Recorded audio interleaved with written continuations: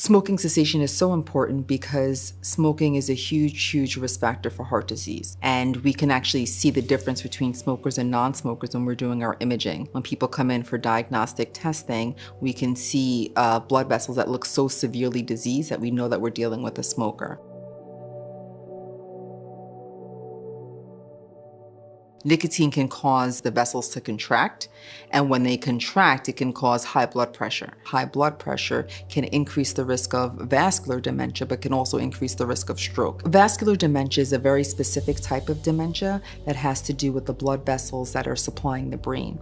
And so we notice, especially with high blood pressure, those very small vessels that get to the tiny parts of your brain can start to have plaque buildup and causing small little clots. And you start to get little infarcts or little deaths in the vessels. And that's what causes dementia over time. And so vascular dementia, think of as almost small mini strokes.